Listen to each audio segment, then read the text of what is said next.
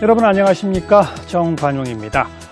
작년 가을에 최순실 씨가 대통령의 연설문 고치는 게 취미였다. 이런 사실이 알려지면서 대통령의 연설문에 대해서 관심들이 많아졌죠. 또 문재인 대통령 새로 취임하고 몇 차례 좀 감동적인 연설이 있었습니다. 그러면서 더더욱도 대통령의 연설문에 대한 궁금증도 깊어지셨을 것 같고요. 그래서 오늘 대통령의 연설에 대한 궁금증을 풀어줄 한 분을 초대했습니다.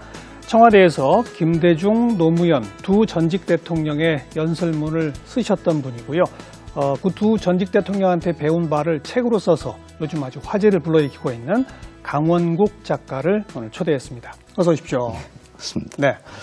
청와대에 총 몇 년 계실 거죠, 그러니까? 8년 있었습니다. 김대중 대통령 때 3년, 노무현 대통령 때 5년. 노무현 대통령 때는 그럼 줄곧 처음부터 끝까지?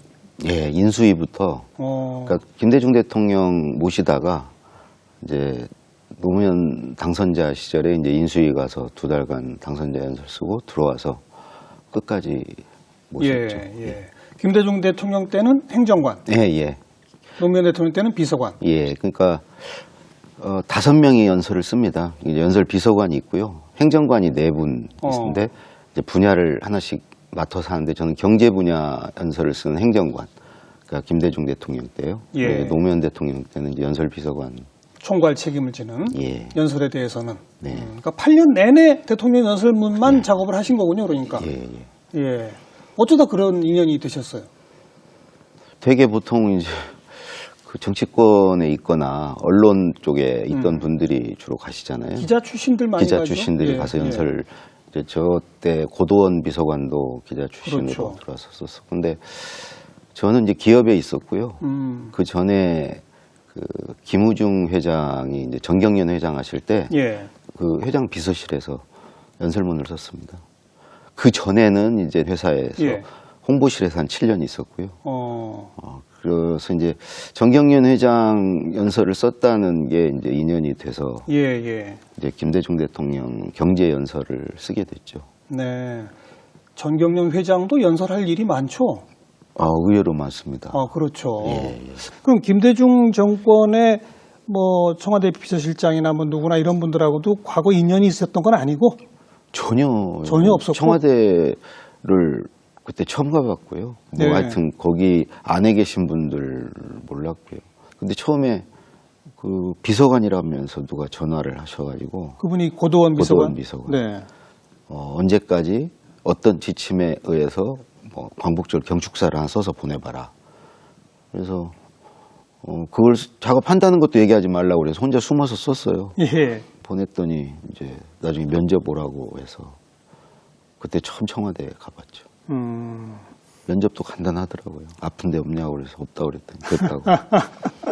그러니까 이미 그 정경련 회장의 연설을 보고 듣고 뭐 괜찮은 분이 있구나, 영입해야지 이렇게 생각을 한 모양이네요. 그런 건 아니었던 것 같고요. 아니에요? 그냥 정경련 회장 연설 썼으면 경제는 좀 알 거 아니냐.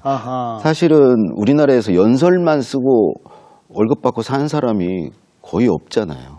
몇 명 안 되겠죠. 구하기가 되게 어렵죠. 그래서 이제 정경련 회장 그 연설을 쓴 사람을 찾은 거고 나름대로 또 시험을 봤어요. 저만 그 경축사를 써서 낸 게 아니고 공무원들 몇 분 이렇게 해서 같이 봤는데 저만 열심히 쓴 거죠. 공무원들은 거기 들어오기 싫죠. 그러니까 자긴 부처 파견으로 나면 몰라도 이제 낙인이 찍히는데 누구 연설을 썼다는 건 그 사람으로 분류가 되잖아요. 그 사람 그쪽 사람으로. 그러니까 되게 공무원들은 그냥 잘 안 썼겠죠.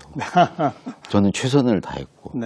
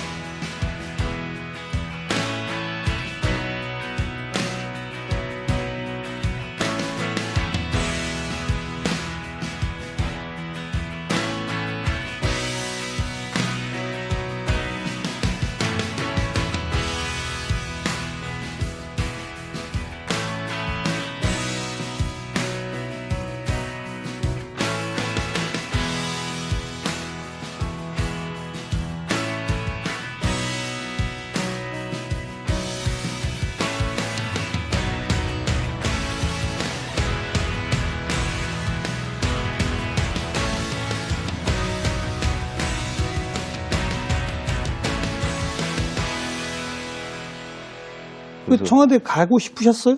그런 연락을 처음 받고 8.15 경축사 시험 문제를 쓸 때? 저는 이제 아버님한테만 얘기를 했어요. 아버님한테도 얘기하지 말라고 그래서 아내하고 했는데 아버님은 무조건 가라. 그분 모시고 배우는 게 네 인생에서 그런 기회가 언제 또 오겠냐. 우리 아내는 반대했어요. 두 가지. 하나는 거기 사실은 자녀 임기만 하는 그렇죠. 거잖아요. 이제 나오면 붕 뜨는 거잖아요. 그리고는 그 다음 전혀 보장이 안 되는 거거든요. 그렇죠. 근데 기업으로 다시 온다는 보장도 없고 또 이게 보니까 저는 이제 경력 없이 공무원으로 되는 거라서 급여도 뭐 회사에서 받는 거에 한 3분의 1? 아이고. 예, 그렇게 깎이더라고요. 예. 예. 그러니까 이제 회사 근무 경력은 전혀 인정을 안 해줘요. 공직이 아니기 때문에. 예, 근데 기자나 연구원 이런 거 인정해줘요. 아, 그래요? 예, 근데 회사는 사기업은 인정 안 하죠.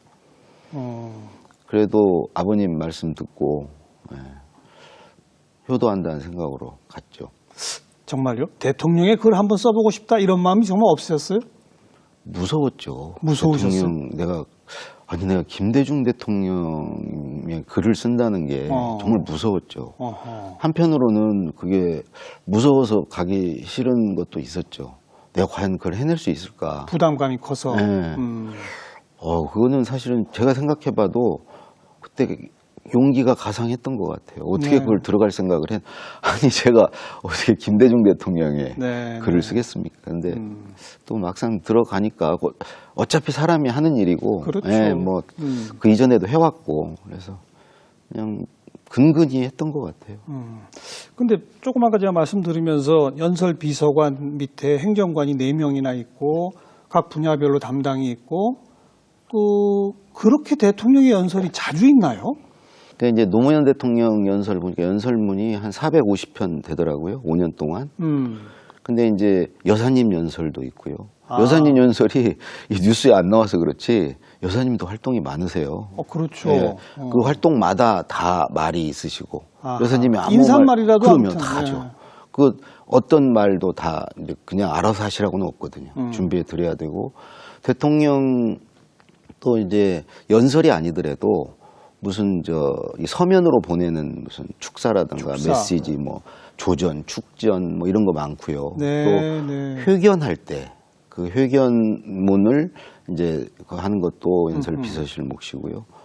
그다음에 말씀 자료라고 그 연설은 아니지만 이렇게 대통령께서 참고하시라고 누구를 만난다든가 어느 뭐 식사 자리라든가 이런 때 그 말씀 자료도 우리가 쓰지는 않지만 연설 비서관이 그 TF 팀장이에요. 그래서 각 그 해당 비서관들하고 같이 이제 말씀 자료 같은 거 검토하고 1년에 꼭 한 대여섯 번 순방 가시잖아요. 해외 순방. 그렇죠. 그게 뭐 7박 8일 10박 뭐 이러면은 그걸 거의 한 달이 아니라 훨씬 더 되잖아요. 그때 한 번 갈 때 연설이 보통 7, 8개 뭐 이렇게 있어요. 한 번 가시면은 또 뭐 교민 만나는 거, 뭐 이렇게 밥 먹는 자리마다 연설해요. 기업인 만나서 연설하고 뭐 계속 하시기 때문에 그렇게 따지면 진짜 연설이 많죠. 그렇군요. 말씀 자료까지 포함한다고 보니까 진짜 일이 많겠습니다. 대통령은 저는 말하는 사람이라고 생각해요. 그 말을 준비해 드리는 게 이제 연설 비서관이고 굉장히 사적이죠. 다른 분들은 이제 뭐 경제비서관, 뭐 외교비서관 이런 분들은 이제 주로 무슨 문서를 이제 보고하고 그거는 용도가 대통령이 참고하시는 거죠. 그렇죠. 참고만 하시는 거고 뭐 판단과 의사결정은 대통령이 온전히 하시는 건데 비서관들 뭐 30 몇 명 중에 연설 비서관이 하는 일은 대통령 직접 말이잖아요. 그러니까 사실은 대통령의 시간을 이렇게 유용하게 쓸 수 있는데 직접적인 영향을 주는 도움을 주는 사람이죠. 만약에 대통령께서 그 본인의 말을 다 이렇게 혼자 준비를 하신다. 그러면은 그거는 거의 불가능하겠죠. 딴 일 못 하시죠, 그러면? 전혀 못 하죠. 근데 이제 뭐 저 같은 경우에 이제 김대중 노무현 대통령 두 분 좀 특별했던 게 그러니까 뭘 만들어 드릴 필요는 없었어요. 그럼요. 그냥 그분들이 갖고 있는 거를 그대로 글로 옮겨 드렸죠. 그분들이 갖고 있는 걸 어떻게 알아서 글로 옮겨드려요? 노무현 대통령은 직접 말씀을 해주셨고요. 불러서. 구술. 네, 내가 이러이러한 얘기를 하고 싶다. 그걸 다 녹음해요? 한편으로 녹음하고 한편으로 적는데요. 막상 이제 그 구술해 주시는 시간이 뭐 어떤 경우 3시간, 4시간, 어떤 경우는 하루 종일 일요일 날 같은 경우는 아침부터 저녁까지 구술. 그게 이제 구술을 하시면서 생각을 찾아가시는 거거든요. 그렇죠, 그렇죠. 그러니까 하루 종일 하는 경우도 있어요. 그런 경우 사실은 녹음을 하긴 하지만 그거를 처음부터 끝까지 뭐 들어보고 이럴 시간은 없어요. 그냥 내가 메모한 거 들으면서 메모한 걸 가지고 쓰죠. 이 녹음한 용도는 이 쓰다가 애매한 경우 이게 확인할 때, 네, 확인할 때 그리고 그러니까 이제 몇 분짜리 연설을 하는데 하루 종일 구술을 해요? 보통 연설이 통상 한 12분, 15분 그 정도죠. 12분, 15분짜리 연설을 하는데 그렇죠. 광복절 연설도 한 15분 하죠. 근데 그게 15분짜리 연설을 하는데 광복절 경축사 같은 경우는 몇십 시간을 대통령이 거기에 쓰죠. 심지어 연초부터 올해 광복절에 어떤 메시지를 던지겠다고 연초에 이렇게부터 얘기하시는 경우 있어요. 그래요. 그리고 이제 시시때때로 이제 틈틈이 준비하시고 되게 휴가철이잖아요. 그때 휴가철 온전히 광복절 경축사를 쓰시죠. 예. 휴가 관저에 계시건 휴가지를 가시건 간에 그런 경우에 벌써 뭐 며칠간을 그거에 몰두하시는 거니까. 그렇게 해서 버뜩버뜩 생각이 나실 때마다 연설비서한테 구술을 해놓고. 그러니까 이제 되게 제가 어떻게 보면 4가지 통로를 통해서 받았어요. 하나는 누구 다른 사람을 통해서 이렇게 연락을 주시는 대변인이 눈에 띄면 대변인한테 그 연설비서관한테 전해라. 이거 이렇게 해서 전해라 그런 경우 있고 또 하나는 메모지로 이렇게 오세요. 네. 메모지를 해가지고 부속실에서 저한테 전달. 또 하나는 전화로 구술해 주세요. 어디 먼데 가셨는데 갑자기 생각이 나셨어요. 그러면 전화로 구술. 마지막 이제 직접 불러서 말씀해 주시는 경우. 그러니까 되게 직접 불러서 해주시는 경우가 제가 그래도 덜 혼나. 나중에 그 실수할 확률이 적죠. 내 표정을 다 보고 예. 하는데 일단 전화만 해도 얼굴을 이렇게 표정을 못 보니까 내가 놓치기도 하고 이제 뭐가 중요하고 덜 중요하고 이거를 구분하는데 좀 애를 먹죠. 네. 근데 그렇게 여러 차례에 걸쳐서 여러 시간에 많은 내용을 쏟아내시는 것을 12분, 15분으로 어떻게 만들어요? 그건 대통령께서 쭉 한 몇 시간을 하시다가 거의 끝 무렵에 가면요. 야, 됐다. 이제 이렇게 하자. 네. 그래서 쫙 그거를 마지막 정리를 해주세요. 예. 근데 그게 가능한 분이에요.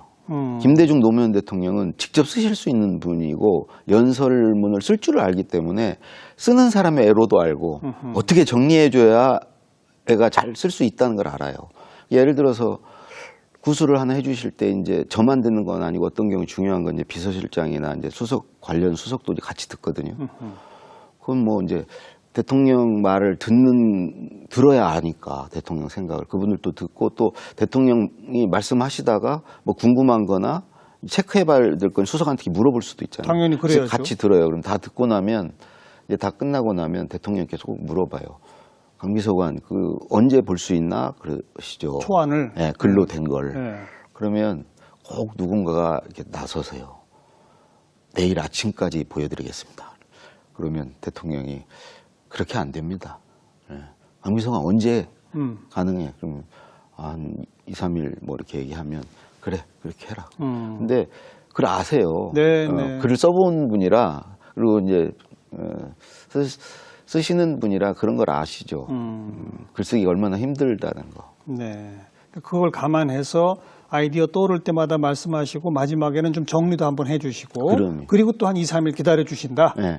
그게 이제 나는 김대중 노무현 두 대통령이 그야말로 이제 말과 글로서 그 자리까지 가신 분이다. 다른 거 없이 네, 그 두 개를 무기로 사람들 설득하고 규합하고 뭐 다 그 말과 글로 가능했고 그래서 그게 말과 글이 얼마나 중요한지를 아세요. 그래서 그거를 거기에 시간을 많이 할애하시고 또 그거를 잘하기 위해서 평소 노력을 엄청 하세요. 그래서 제가 독서하고 뭐 학습하고 뭐 이런 것들은 네. 메모하고 네. 이건 전부 다 내 글을 잘 쓰고 내 말을 잘하기 위해서 하는 것들인데 대부분의 시간을 거기 쏟아요. 근데 두 분의 공통점 보면 재밌는 게 이렇게 자랑하는 걸 좋아하세요. 자기 자랑? 네.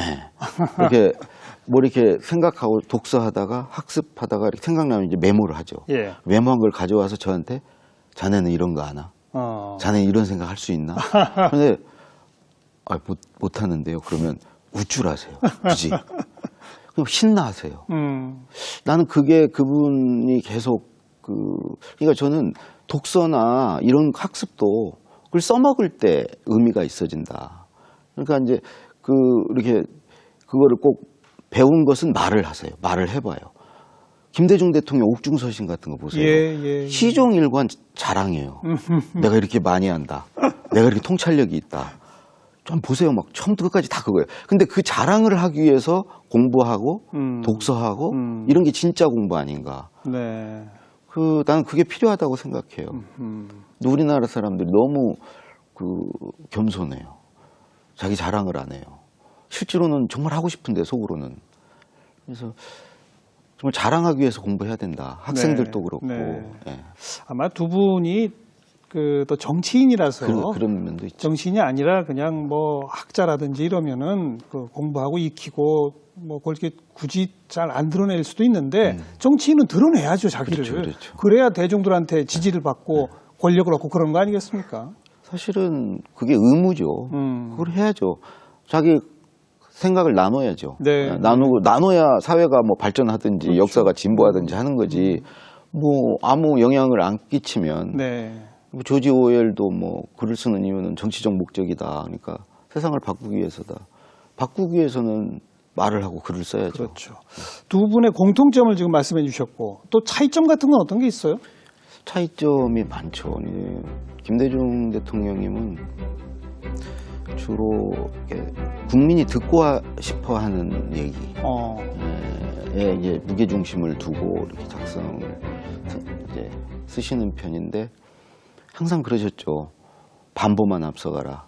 국민의 손을 놓지 마라. 대중에서 반보만 앞서가라. 절대 한보도 앞서가면 안 돼. 반보만. 그래서 굉장히 연설이 설명적이고 설득이고 아주 노교수 같은. 예. 그래서 친절하게 이렇게 설명해 주는 식이다 보니까 되게 이제 글이 좀 길죠. 길고 이제 미괄식이고 끝에 이제 쭉 설명해서 그래서 이겁니다. 이런 끝에 결론을 내리는. 예. 네. 반면에 노무현 대통령은 국민이 원하는 소리를 하는 것은 지도자의 자세가 아니다. 그건 리더는 앞서가는 사람이다. 앞서가면서 뭐 하자 의제를 던지는 사람이다. 의제와 방향을. 예. 네. 그래서 국민이 안 받아주면 못 하는 거고 받아주면 하는 거다. 근데 뒤쫓아가고 이래서는 안 되는 거 아니냐. 국민 눈치 보고 국민에게 영합하고 이건 아니다. 그래서 지지도가 많이 떨어졌죠, 항상. 그러니까 항상 그러셨어요. 왕께 상소하는 심정으로 나는 국민께 얘기한다. 의제를 던진다. 그래서 하고 싶은 얘기를 그냥 하셨죠. 듣고 싶은 소리를 하지 않고. 국민이 듣기 원하는 말이 아니라 내가 생각하는 바, 내가 하고 싶은 말. 네. 그러다 보니까 이제 주장이 굉장히 강하시고요. 그러니까 탁 주장하고 이렇게 주장하는 이유를 대고 근거를 제시하고 또 이제 반론을 소개하고 종합하고 뭐 이런 그러니까 이제 두괄식으로 아주 문장도 짧고요. 일종의 뭐 강건체 건조체. 그러니까 김대중 대통령이 약간 만연체 화려체에 가깝다면, 네, 그렇죠. 두 분의 이게 뭐 장점들이 이렇게 있는 거죠. 근데 아무튼 연설문의 형식이나 문체에 있어서는 정반대네요. 제가 그래서 초기에 노무현 대통령 연설문 정말 많이 혼났어요. 그러셨겠네요. 예를 들어서 뭐 김대중 대통령은 뭐 그런데 그러므로 그리하여 이거 접속사를 되게 좋아하세요. 그게 친절하잖아요. 방향을 이제 역접입니다, 순접입니다, 전환합니다 이거 알려주잖아요. 노무현 대통령 이걸 왜 쓰냐고. 그냥 들으면 아는 거라고. 네. 첫 문장 그거 없이 그게 들어가면 문장에 맥이 떨어지는. 그러니까 처음에 탁 치고 들어가야 되는데 문단의 첫 단어가 뭐 그런데 뭐 이런 게 들어가면 안 된다는 거죠. 그냥 바로 들어가야 되는. 그래서 그런 거라든가 김대중 대통령은 반복을 되게 좋아하셨어요. 같은 말을 또 예, 하고. 나는 여러 번 얘기하지만 듣는 국민은 처음 듣는다. 여러 번 얘기해라.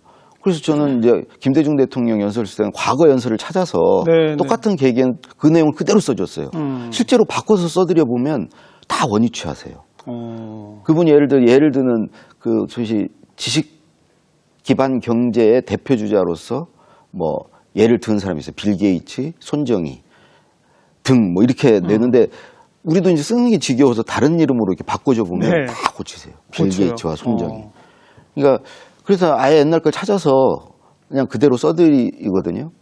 노무현 대통령 초기에 제가 옛날에 노무현 대통령이 그 취임 전에 하셨던 거 뭘 찾아서 썼다고 혼났어요. 왜 똑같은 걸 반복하느냐? 거의 이런 거죠. 날로 먹으려고 그러냐. 그건 청중에 대한 예의가 아니다. 그때 어딘가 누구한테 했던 얘기를 다른 청중한테 또 하면 그 뒤에 듣는 청중 그 기분 좋겠냐. 네, 네. 그래서 옛날에 이제 혁신도시 막 할 때 그 기공식이 혁신도시의 의미는 다 똑같은 거 아닙니까? 그렇죠. 근데 그거 다 달라야 돼요. 전주 가서 한 얘기와 원주 사람들 그거 대접이 아니다. 전주 가서 한 얘기를 그대로 우리는 주로 이제 김대중 대통령 때는 월드컵 하면 그 구장마다 그 월드컵 개최 의미를 이제 다 가셔서 똑같이 얘기하셨어요. 그냥 그대로 긁어다가 하면 돼요. 그걸 원하셨고. 예. 그런데 노무현 대통령은 다 달라야 된다. 다 달라야 되고 이제 그런 부분들이 차이가 많이 나서 초기에 굉장히 대통령한테 많이 혼났어요. 그러니까 두 분 다 말과 글을 직접 쓰시고 하실 수 있는 능력이 있고 또 그것을 위해 준비도 많이 하시는 분인데 정반대의 스타일이다. 그렇죠. 그 정반대 스타일 두 분한테서 어떻게 보면 담금질을 당하신 거니까 강원국 작가께서는 극과 극을 다 오가신 그런 경험을 하신 거네요. 많이 배웠죠. 저는 이게 글이라는 거 이제 특히 이제 매번 평가를 받는 거예요. 그렇죠. 김대중 대통령 때는 써드리면 거기다 꼼꼼히 다 고쳐주셨는데 고쳐주시는 양에 따라서 내가 몇 점짜리인지 다 알아요. 네. 우리 행정관들이. 네. 점수가 딱딱 나와요. 주로 이제 4단계인데 단어만 손대면 그건 100점짜리예요. 그러니까 이제 문장에 손을 대면 이제 한 80점 되는 거고 이 문단 하나를 이렇게 가위표 치고 옆에다 쓰면 그런 건 이제 좀 약간 기분이 나쁘시면 좀 잘못 쓴 거죠. 그 다음 단계는 가위표 한 면을 아예 가위표를 치고 뒷장에 쓰시는 거. 그건 진짜 좀 화가 나시고. 아이고. 꼭 가위표를 치세요. 문단에는 물결이에요. 근데 진짜 심각한 경우는 도저히 이건 못 고치겠다. 그래서 이제 직접 육성으로 녹음해서 주시는 경우인데 그런 때마다 이제 되게 스트레스를 많이 받았고요. 노무현 대통령 때는 직접 이제 불러서 혼내셨으니까 내가 너 다 불러줬는데 요즘 사보타지 하냐? 뭐 이렇게 얘기하죠. 예.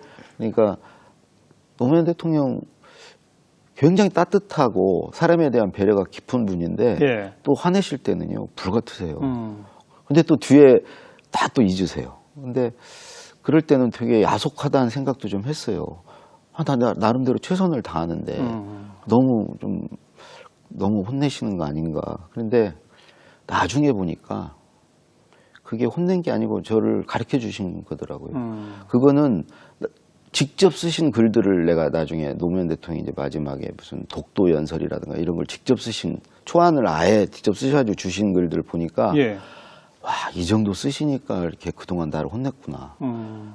얼마나 그동안 답답했을까. 그래서 내가 그동안 내가 대통령을 도와드린 게 아니고 배우고 있었구나. 그러니까 사실은 나 도와드리는 줄 알고 내가 좀 속으로 그랬었는데 아니 아무리 그래도 연설을 전문적으로 몇 년 동안 다뤄온 그 비서관이 더 잘 쓰는 거 아니에요? 제 글이 아니고요. 대통령의 그런 자기의 글은 자기가 가장 잘 알고 잘 쓸 수 있죠. 그걸 저는 맞춰드리는 거고. 아 그렇군요. 강원국의 글이 아니군요. 그렇죠. 어허. 그래서 어떤 분들이 그래요. 아니 대통령 연설 쓰다 보면 속으로 뭐 내 생각은 좀 다른데 그래서 이게 갈등하고 뭐 그런 일 없냐고. 그리고 반문해요. 아니, 그런 일이 어떻게 있을 수 있냐고. 네. 내 글이 아닌데. 네. 그분의 생각을 그분의 문체로 써드리는 게 내 역할이고 아하. 나는 없는 사람인데. 그래서 제가 항상 그러죠. 유시민 작가 같은 분들은 절대 연설비서관 못한다. 그분은 생각이 너무 자기 생각이 확고하고 자기 생각, 자기 스타일. 문체가 또 있잖아요. 예, 그거 예. 안 지워져요. 그럼 100이면 100 혼납니다. 아하하.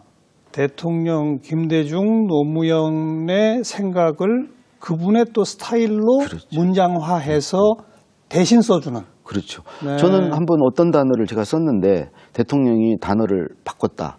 저는 발전이라고 썼는데 대통령이 진보라고 바꿨다. 그러면 그 바꾼 단어들은 종이에 다 써놨어요.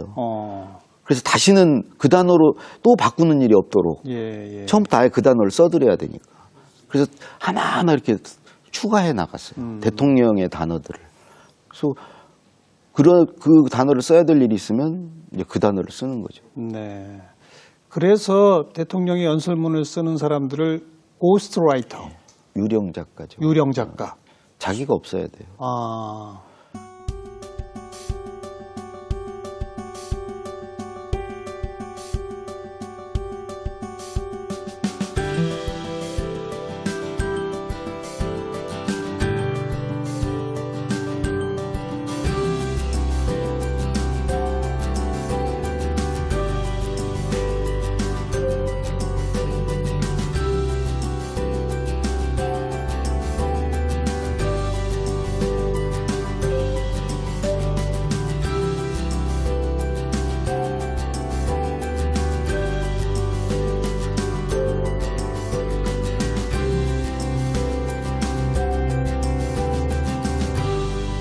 그러니까 뭐 그렇게 구술도 하고 메모도 받고 해서 초안 같은 걸 만들어서 올리면 일일이 이렇게 고치기도 하고 직접 불러서 또 뭐 수정도 하고 그렇게 해서 또다시 뭐 두 번째, 세 번째 본이 나오면 그 다음에는 독해라는 걸 또 하죠. 독해라는 건 누가 모여서 비서실장, 수석들 다 모아서 이제 중요한 연설에 한해서 네, 네.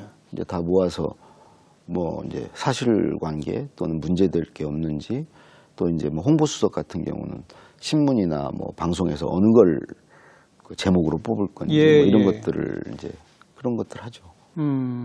그래서 이제 일종의 그게 확인하는 과정이죠.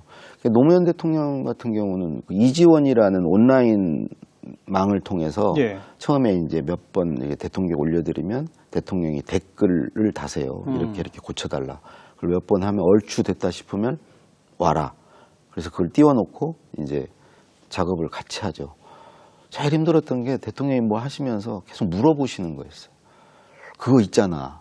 무슨 역사적 사건이라든가 또는 어떤 단어. 예. 이 머리에 안 떠오르는 거를 자꾸 이제 물어보시는데 제가 알질 못하죠. 뭐 대통령이 한 번은 니들은 왜 이렇게 무식하냐. 학교 다닐 때 뭐 했냐. 근데 되게 그 노무현 대통령은 맨날 그 사시 볼 때 그 국사 공부를 하셨나 봐요. 네. 연도까지 다 외우고 계세요. 예, 예. 그리고 이제 우리를 보면 이제 이해를 잘 못하죠. 그러니까 저만 해도 이제 독서량이 택도 없고요. 예, 뭐 회사 다니고 뭐 할 때 뭐 되게 직장인들 독서 안 차나요.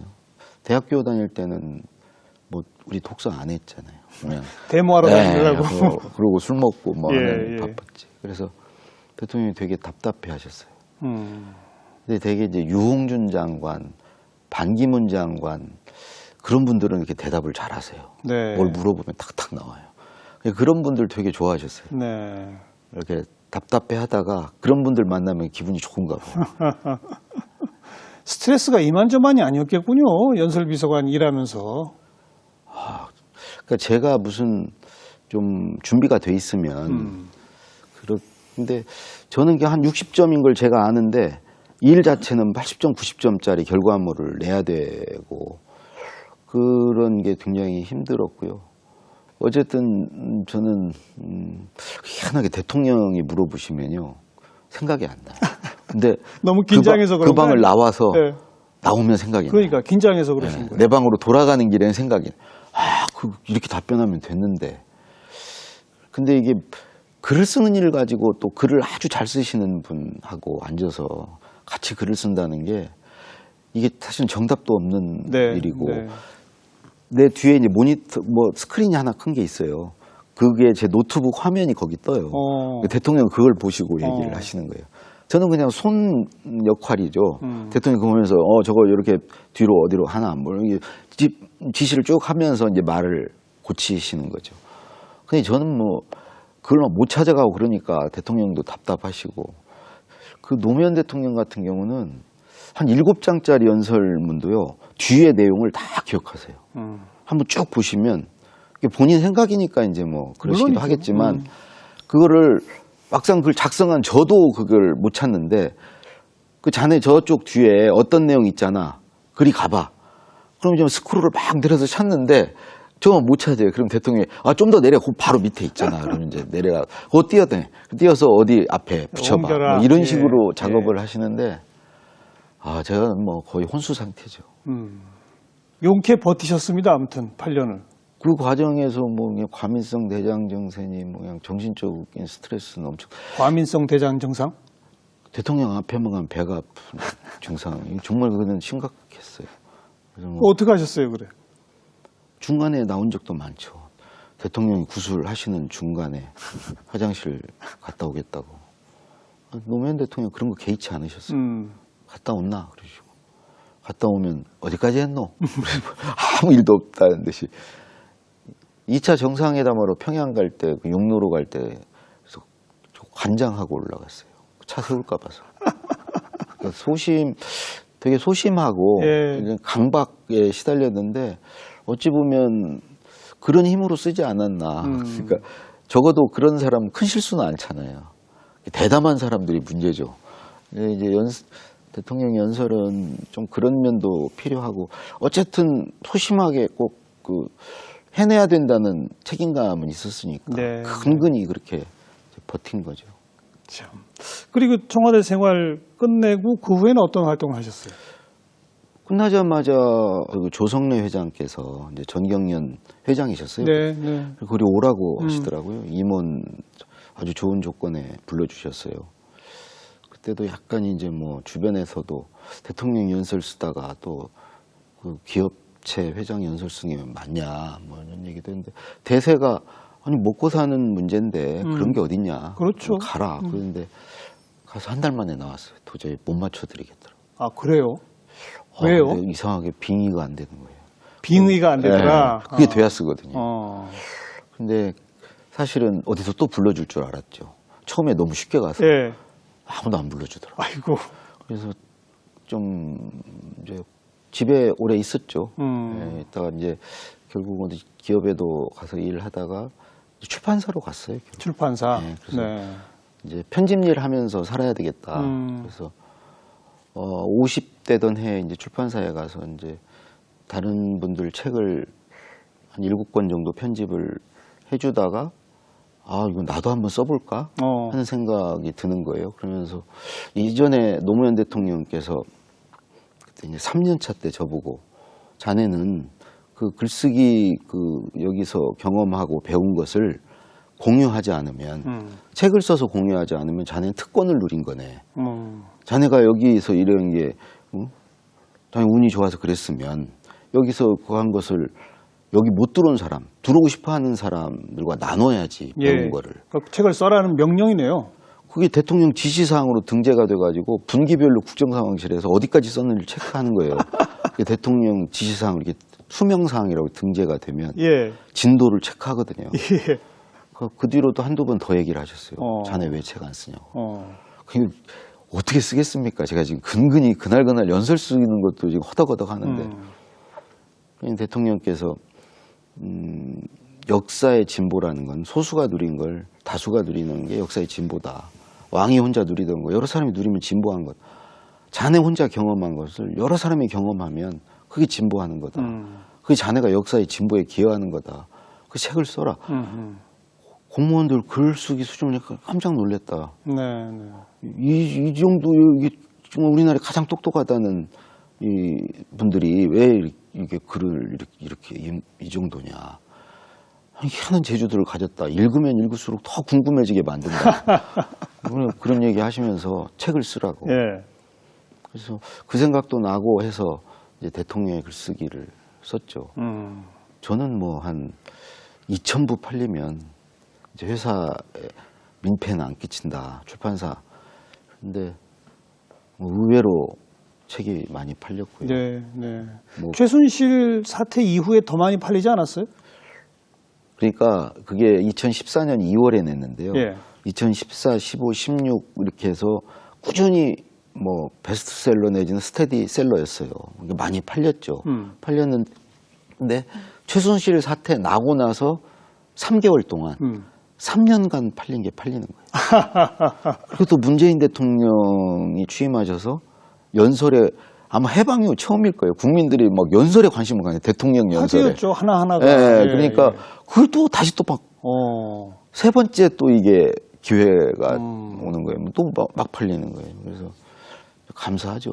연설문을 최순실 씨가 고쳤다. 그 얘기 들을 때 어땠어요?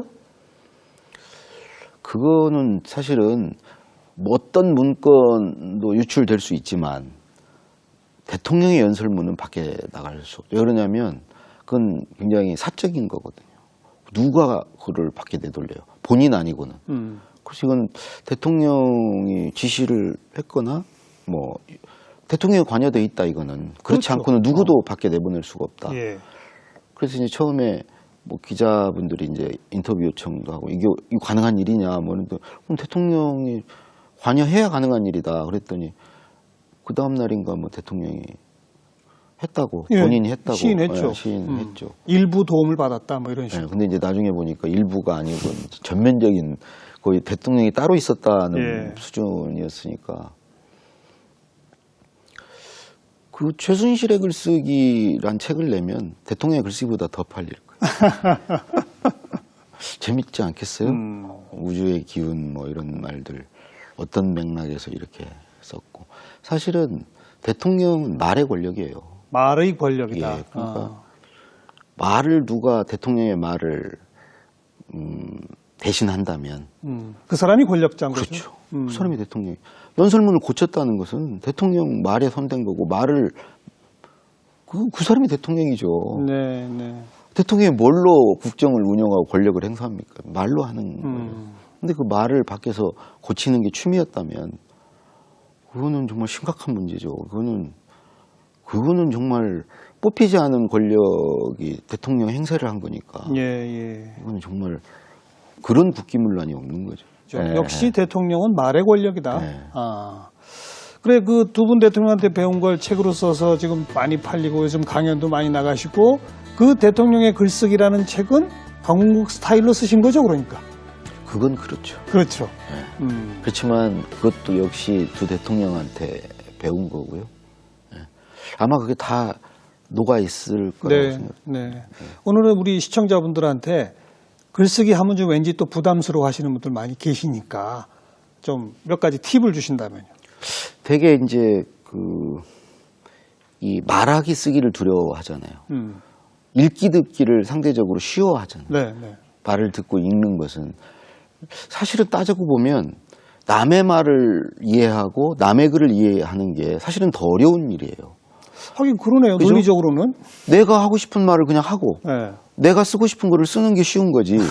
남의 얽매여서 남의 것을 이해하는 것은 사실은 더 어려운 일이에요. 근데 왜 이게 쓰기 말하기가 어렵냐? 남을 과도하게 의식해서 그런 거죠. 그러니까 내가 이렇게 썼을 때 다른 사람들이 어떻게 평가하고 아니 독자가 없는 글쓰기를 쓴다 그러면 하등이 어려울 게 없어요. 그러네요. 내가 하고 싶은 말을 그냥 하면 되는 거예요. 낙서해도 그게 뭐 내 글이죠. 뭐. 그렇죠. 남이 보고 뭐 생각의 수준이 낮다고 그럴까 봐 이게 정답이 아니라고 그럴까 봐 내 생각과 너는 다르니까 뭐 그 적으로 될까 봐 뭐 이런 여러 가지 생각들 때문에 사실은 이제 글쓰기가 어려운 건데 저는 반대로 그렇게 내가 의식하는 독자를 위해서 써라. 그러니까 독자에게 뭔가 도움을 줘야 되겠다.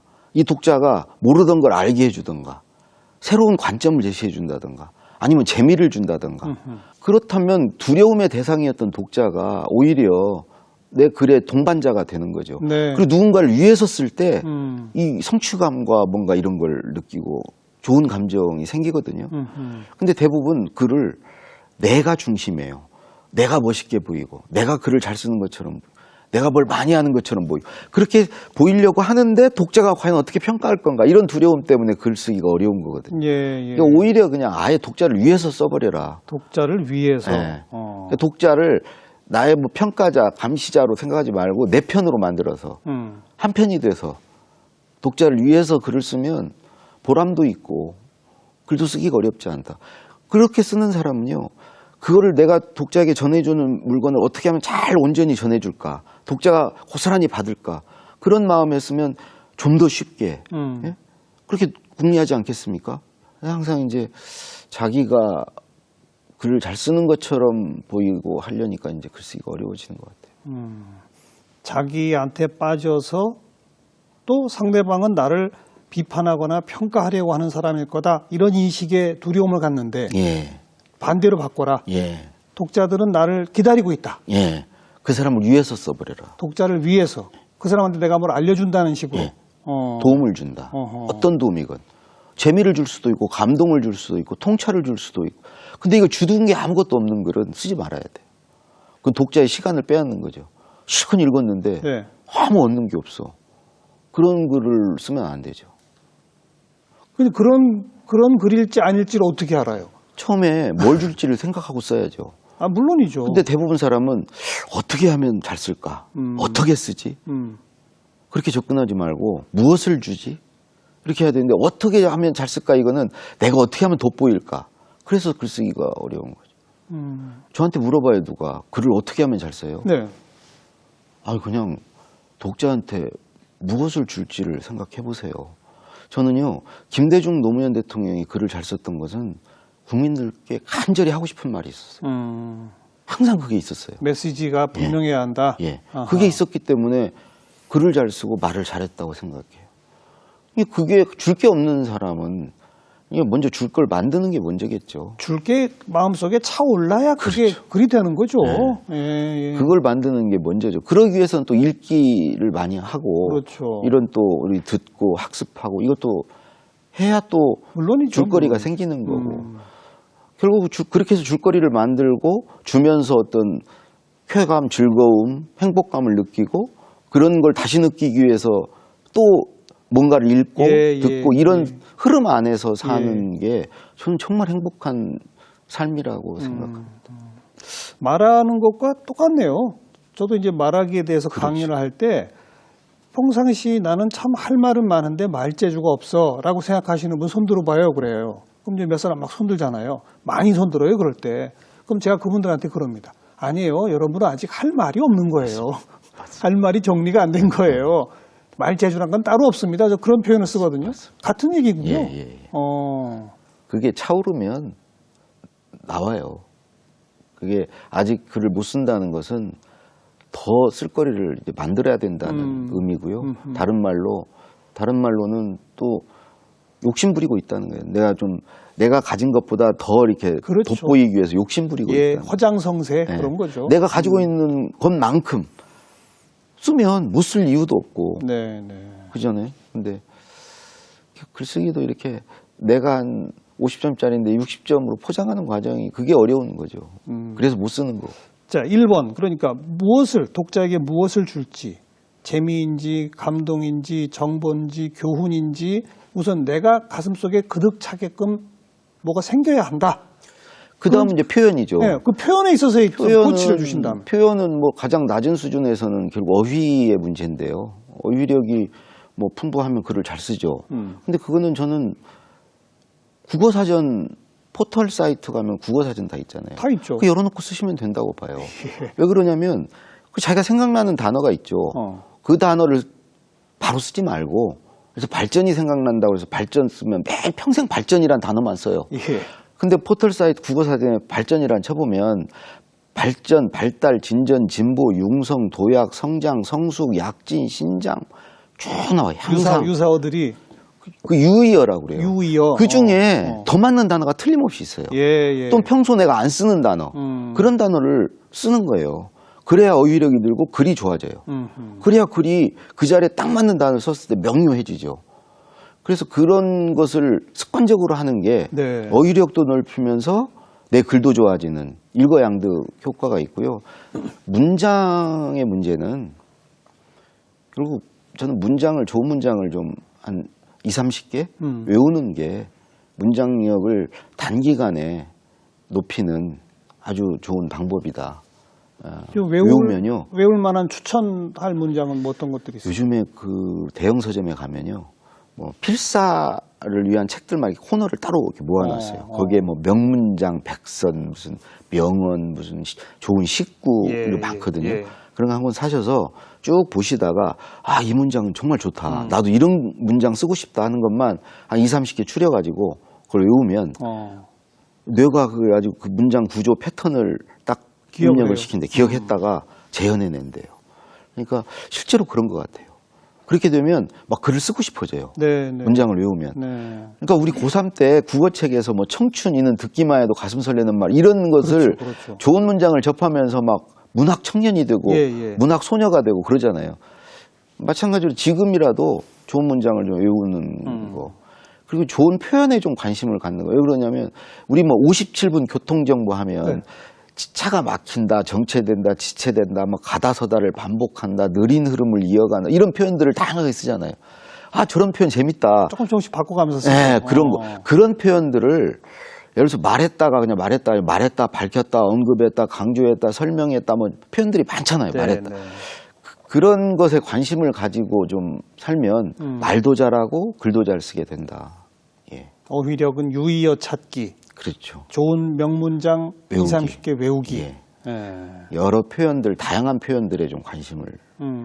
되게 그런 분들은요, 문장, 표현 노트 같은 거 제가 만들어가지고 재밌어요. 그렇죠. 이게 뭐 죽었다의 동의어 뭐 쭉 그냥 써보면 심지어 돼지다까지 한 20-30개가 돼요. 나오겠죠.